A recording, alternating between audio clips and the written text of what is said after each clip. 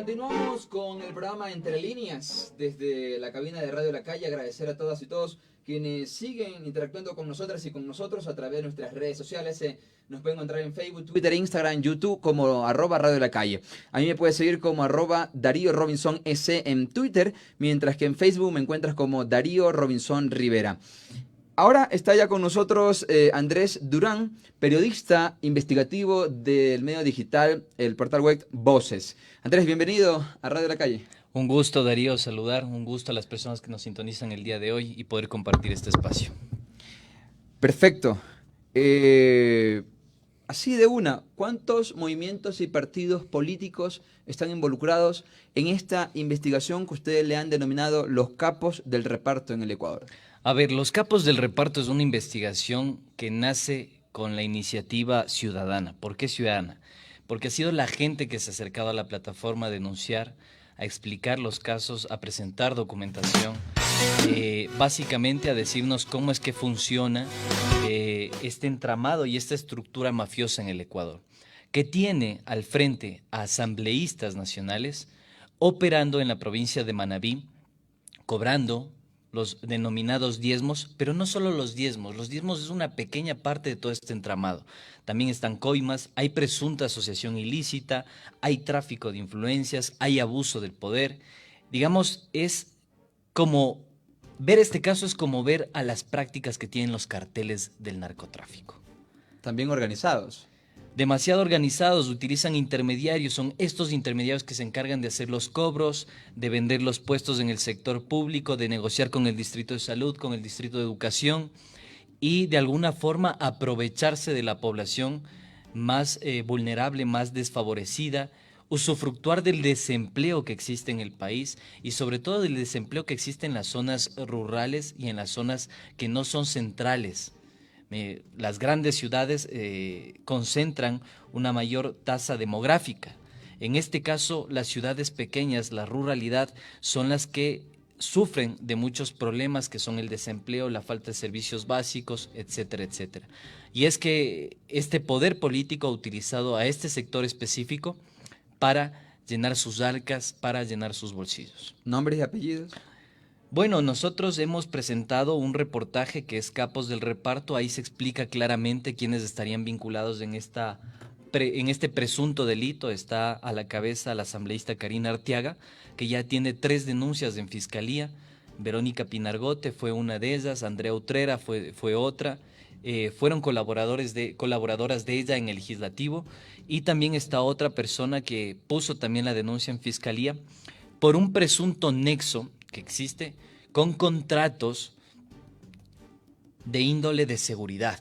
Es decir, son empresas de seguridad que dan su prestación de servicios en diferentes distritos de salud y educación, y a través de esos servicios que daban estas empresas, los trabajadores de estas empresas, los guardias de seguridad, también eran diezmados, también eran coimados. O sea que si yo quisiera ser director de alguna institución pública, tengo que dar un billete.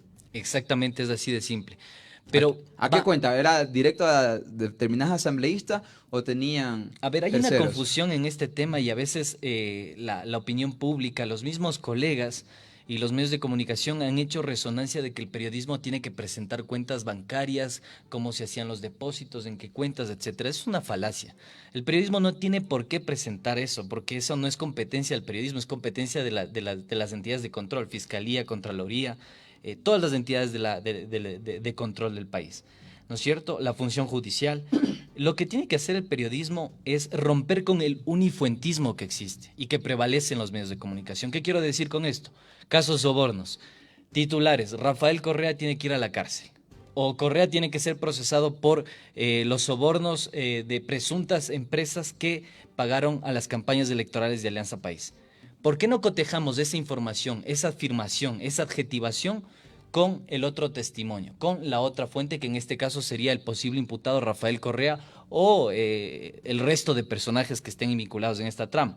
Eso es algo que se aplica de manera sistemática en este país. No está cotejado, no está corroborado y no está contrastado. Bueno, nosotros nos dimos la molestia de ir a la fuente, de entrevistar a la asambleísta Karina Arteaga y de que ella también dé su testimonio de los hechos.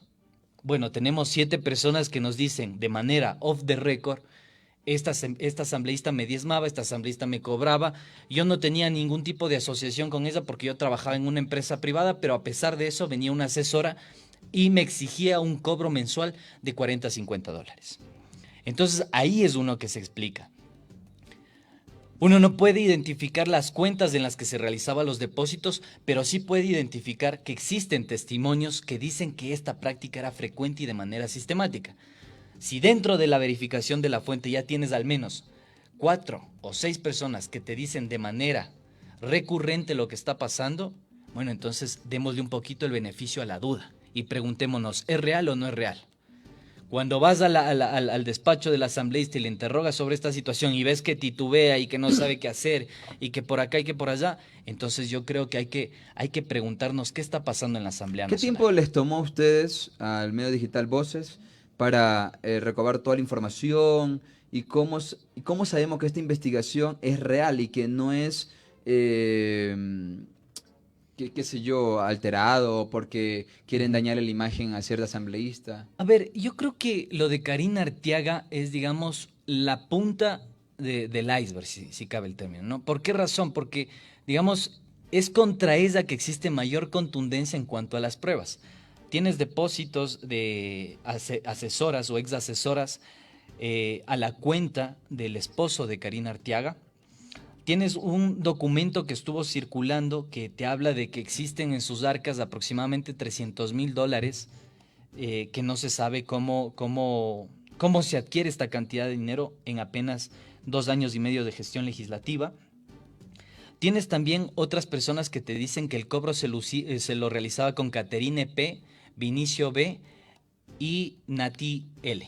No voy a decir los apellidos porque justamente hay un proceso legal de por medio, ¿no es cierto? Y tienes todo este entramado que está funcionando de manera sistemática y que lamentablemente al preguntarle a la fuente que está de manera señalada en este caso, te dice, no te da respuestas, no te explica el cómo y simplemente reduce este tema a una especie de persecución y de dañar la imagen y demás. Entonces yo creo que ahí es cuando empiezan a saltar las sospechas de cómo mismo es que está funcionando esta trama. Cuando tú también recurres a fuentes y te indican la documentación y los vouchers de un depósito, y la asambleísta tampoco tiene cómo responder y cómo contestar y cómo, digamos, contrastar esta información, cuando le pides, bueno, su patrimonio si no asciende a los 300,000 y pico de dólares que establece este supuesto documento falso, ¿a cuánto asciende? Y no te contesta. Entonces yo creo que es momento de que nosotros nos preguntemos cómo mismo es que está funcionando esto. ¿De qué estamos hablando?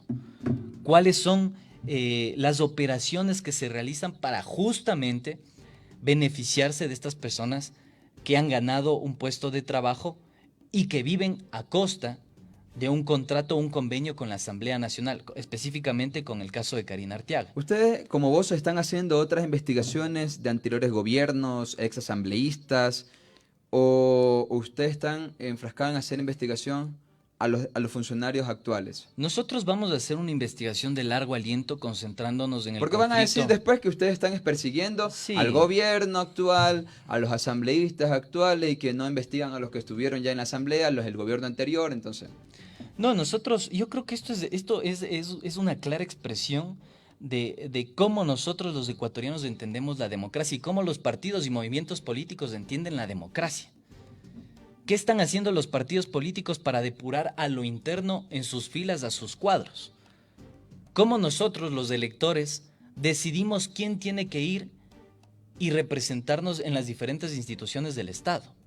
Yo creo que hay que hacerse una pregunta, porque esto no se trata de Karina Arteaga, de Tito Puanchir, que es una de las personas que también estaría vinculada en este caso, o de otros asambleístas. Nosotros vamos a continuar con la investigación, hay otras personas vinculadas. Esto va más allá, es cómo los ecuatorianos entienden la palabra corrupción y cómo los ecuatorianos interpretan la democracia. Y que la corrupción no solamente ha habido en un gobierno, ha habido. La corrupción es un malestar cultural, no le pertenece a Moreno, no le pertenece a Correa, no le pertenece a los Bucaray, no les pertenece a los social cristianos. La corrupción es prácticamente intrínseca a la cultura ecuatoriana. Ese es el problema que nosotros queremos discutir. Para que haya o exista un diezmador, necesitas una persona diezmada.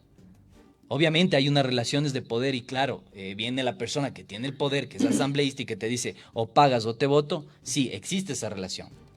Pero también existe la posibilidad y la potestad de denunciar aquello. De decir, bueno, no me voy a quedar callado, no voy a dejar que la censura se aplique sobre mí y voy a salir a dar luces sobre lo que está pasando realmente y cómo está operando el poder. ¿Y por qué del reparto? Porque posiblemente hay más asambleístas que están vinculadas en esta trama. ¿Sí? Altos. La misma bancada, Alianza De País, la misma bancada, pero afín esto al no, gobierno de Moreno, o hay de otros movimientos. de la misma bancada, y esto creo que es una práctica sistemática incluso de los diferentes, no tiene tinte, ni ideología, ni partido político. Nosotros quisimos conversar, por ejemplo, con los dirigentes de la Revolución Ciudadana y decirles que ellos también den su opinión frente a lo que está sucediendo con estos casos. ¿Hay posibles corruptos? No hubo ningún tipo de contestación por parte de la Revolución Ciudadana. Pero en las investigaciones de ustedes, ¿hay posibles asambleístas que estén involucrados con 10? No encontramos nada al respecto de la Revolución Ciudadana. Pero sí encontramos, por ejemplo, con Pachacuti, con Alianza País, vamos a procesar información con el tema de Creo, nuevamente con otros asambleístas de Alianza País, y es que esto es de manera sistemática. Fíjate tú que hay 17 casos represados en la Fiscalía General del Estado que hablan de extorsión, de coimas, de abuso de poder, de presunta asociación ilícita y de violación. De violación. Esto es delicadísimo y poco y nada se sabe.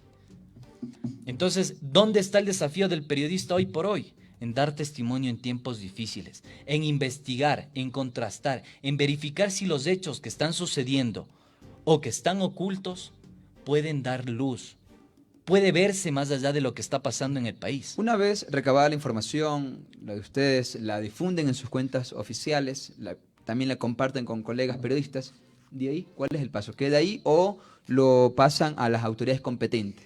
Por eso te digo que creo que en este momento el periodismo prácticamente está prostituido. ¿Por qué razón? Porque piensan algunos periodistas que el deber del periodista es bajarse asambleístas, bajarse autoridades, bajarse ministros, procesarlos de manera sistemática a través de la opinión pública. Pero no es así, el deber del periodista es cotejar toda esta información. Nosotros vamos a seguir investigando, esto es una investigación de largo aliento, yo considero que el foco de atención y de conflicto se va a centrar en la Asamblea Nacional. Es necesario saber quiénes están en este momento gobernando en la Asamblea Nacional, cómo se ha repartido el poder político en la Asamblea Nacional, porque parece... Pero siempre se han repartido. Indicios y hallazgos que nosotros tenemos que existe una división política, bueno, yo te doy tal distrito, tú te encargas en esta provincia, tú haces esto en esta provincia, tú manejas estos distritos de salud y educación, en la Secretaría General... en la Secretaría Nacional de Gestión de la Política pones a este familiar. O sea, el nepotismo en este país se ha vuelto galopante en los últimos años. La misma asambleísta Arteaga tiene a muchos familiares dentro de la función pública y dentro de estos distritos, salud y educación. Su cuñada, su hermano, sus primos, sus amigos, gente cercana, incluso los mismos testimonios que nosotros hemos recabado nos hablan de los supuestos testaferros e intermediarios que se encargan de recolectar todos estos cobros ilegítimos. Hoy, si no me equivoco, hoy salió en el diario La Hora, donde ella, Karina Arteaga, o sea, dice que todo es mentira, que si fuera así hace rato hubiesen salido las denuncias y todo eso. Yo quiero recordarle al asambleísta, y digo al asambleísta y en general a los asambleístas, porque poco y nada se habla del tema de la corrupción. Yo creo que están más abocados a politizar los conflictos que tiene el país, que a fiscalizar y a legislar, que son sus competencias constitucionales. Y en ese sentido, decirle al asambleísta que, bueno, si no existe nada, si todo es intentos de dañar su imagen, entonces que responda con argumentos sólidos, con pruebas jurídicas, con documentos, para que nosotros, los periodistas, tengamos la posibilidad de contrastar la información. Nosotros tuvimos la oportunidad de entrevistar al asambleísta. El asambleísta nos votó de su despacho y encima de toda esta trama, nos quiso censurar, nos dijo, ustedes no pueden publicar esa entrevista. Fíjate tú lo grave que es esto, ustedes no pueden publicar esta entrevista. ¿Qué potestad tenemos o qué potestad tiene el poder político para censurar la posibilidad de decir la verdad? La posibilidad de acercarnos o aproximarnos a la verdad. Porque ella dice que es mentira. Que es mentira. Entonces, Entonces, y que los familiares ya han estado antes en la función pública, antes que ella llegara a que la están dignidad desde el de... 2014. Ajá. La cuñada creo que no está desde el 2014. Y fue una autoridad que estuvo al frente del Distrito de Educación, tomando decisiones. El asambleísta Fabricio Villamar de Creo también ha puesto documentación al respecto. ¿Es lo mismo con ustedes? ¿Hay Yo creo un que nosotros acercamiento tuvimos o- la posibilidad de abrir los ojos y sacar la venda sobre lo que está sucediendo con muchos asambleístas dentro del legislativo.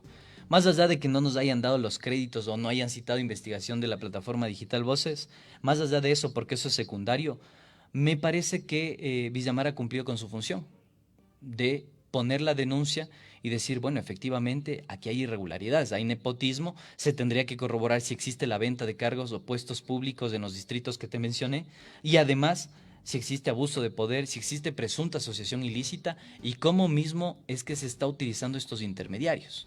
Porque hay personas de confianza que se encargan de hacer los cobros. ¿Han tenido ustedes alguna reunión con Villamar Yo para entregarle la documentación que ustedes tienen? No hizo falta. Nosotros hicimos la entrevista a Fabricio Villamar, conversamos en términos periodísticos con él, hicimos la entrevista para recabar la información. Y yo tengo entendido que hay algunas personas que se han acercado a Fabricio Villamar justamente para entregarle la información y decirle, mire, acá están las pruebas, se puede dar paso para que el CAL resuelva si tiene que o no que ser destituida Karina Arteaga. Pero el tema es que se ha reducido esta cuestión, porque los medios de comunicación reducen esta práctica al diezmo. Esto reducen a una persona, a Karina Arteaga, y no es así. Es la práctica política la que tenemos que analizar. ¿No crees que también estén algunos asambleístas diezmando, estén coimando a cierta prensa para no sacar como deberían sacar para que la gente se entere que va mucho más allá de un diezmo? Es que hay que analizar la estructura, cómo opera. Esto es una estructura de poder que está operando de manera ilegítima en el país. Porque de gratis no es que no sale, como se debería. Exactamente. Entonces, No salen los medios de comunicación nacionales, ¿no? tú tienes un cabecilla, tienes intermediarios, tienes coordinadores, tienes toda una estructura mafiosa que opera en los territorios. Ahora y entiendo por qué le a ponen partir de los eso, capos del reparto. exactamente, porque la pregunta también es, la intención también es dejar abierta esta cuestión, este interrogante para seguir investigando. Hablamos de que hay un asambleísta que violó a una persona. Esa denuncia está en fiscalía. ¿Qué ha pasado hasta el momento? Poco y nada se habla de este tema. La fiscalía ¿De qué bancada? se ha puesto, no podemos decirlo porque es una investigación que está en curso, Perfecto. pero la fiscalía ha dado la espalda por completo a la ciudadanía. 17 casos represados, es decir, el 16% de los legisladores estarían vinculados en estas prácticas. Date cuenta, o sea, aquí vale preguntarnos quién nos está gobernando. O quizá son el reflejo y el espejo de lo que nosotros somos. Hay que cuestionar la forma en la que los ecuatorianos entienden la democracia. Los integrantes de Voces temen por sus vidas. Han recibido amenazas. Hermano, yo en esto ya voy aproximadamente 6 meses desde que salí del gobierno nacional. Hemos investigado lo que pasó también en Frontera Norte, con la muerte del equipo periodístico de Diario El Comercio, los 5 militares y la pareja desaparecida. Y creo que nosotros hemos perdido el miedo. Tenemos la certeza de que en algún momento seremos perseguidos, pero la firme convicción de que tenemos que dar testimonio en tiempos difíciles. Esa es nuestra premisa, esa es nuestra básica ideológica y eso es a lo que el periodismo de hoy tiene que apuntar. Muy bien, está con nosotros Andrés Durán, periodista investigativo del medio digital Voces. Un grupo de jóvenes profesionales han decidido romper ese esquema del periodismo tradicional, investigar. Y como lo dijo Andrés, el objetivo no es que nuestra meta es tumbar a asambleístas, tumbar a autoridades. Nuestro objetivo es también tomar conciencia. Y también nos ha comentado de que la corrupción no es de ayer, sino siempre ha habido la corrupción en este país. Y eso es interesante que todas y todos lo tengamos presente, porque ciertos medios de comunicación, ciertos sectores de la burocracia, de la política, nos han dicho que ciertos gobiernos han sido los corruptos y los otros no. Yo desde que tengo uso de razón, todos los gobiernos han cometido actos de corrupción. Y no solamente robar es corrupción. Por ello, ahora está la inmensa lista de los capos del reparto en el Ecuador. ¿Esta información dónde la podemos adquirir como ciudadanos? Sí, nos pueden visitar en www.vocesecu.com. Ya es una página web que se estrena, ya está al servicio de la ciudadanía. Pueden ahí ver nuestros reportajes, está nuestro canal de YouTube, nos encuentran como Voces, en nuestras redes sociales igual, estamos en Twitter, en Instagram, en Facebook. pueden y tienen la facilidad de revisar nuestro ecosistema digital para que la gente se informe. Dado que en este país prevalece una censura, los medios de comunicación han dado la espalda completamente a la ciudadanía y a la posibilidad de aproximarnos a la verdad. Y dado que hace poco también se discutió del rol de la familia y perifoneamos del tema de la familia, yo creo que también hay que cuestionar también estas prácticas en el seno familiar, entendiendo que en el Ecuador no solo hay una familia, hay muchas familias. La diversidad es, por supuesto. Y la diversidad. Entonces es momento de discutir en la familia, en el seno familiar, qué tenemos que hacer todos los ecuatorianos para combatir la corrupción. Muy bien. Muchísimas gracias, Andrés Durán. Muchísimas gracias desde el colectivo del medio digital Voces. Estamos siempre a las órdenes para cuando desees seguir compartiéndonos estos procesos investigativos. Necesitamos, Jordan, entre los medios alternativos. Muchísimas gracias. Agradecemos al espacio, a Radio La Calle y por supuesto nosotros estamos a las órdenes y sobre todo al servicio de la gente, que es nuestro principal objetivo, poder llevarles información de primera mano y que ellos sean los que saquen las conclusiones. Muy amable, estuvo con nosotros Andrés Durán del colectivo Voces, del medio digital Voces. Muchísimas gracias. Recordarles a ustedes que pueden tomar contacto con nosotras y nosotros a través de nuestras cuentas. En redes sociales nos encuentras como @radiolacalle, en Facebook, Twitter, Instagram, también en la página web www.radiolacalle.com. Agradecer a Santiago Aguilar Morán, nuestro director, que por cierto luego este programa viene el programa de frente y de perfil con nuestro amigo Santiago Aguilar. También agradecer a Diego Ponce, nuestro codirector. Agradecer en los controles, nos acompañó hoy Milton Guamán. Y también agradecer al equipo de Entre Línea como es Pavel Estupiñán y Carla González. Nos pueden seguir también en redes sociales. En Twitter me encuentras como @DaríoRobinsonS. En Facebook me encuentras como Darío Robinson Rivera. Muchísimas gracias. El próximo miércoles, si Dios lo permite, estaremos acá con 2 invitados para seguir debatiendo y discutiendo las necesidades que tiene este país. Muchísimas gracias, un abrazo. Nosotros somos Radio La Calle en el programa Entre Línea. Buenas noches.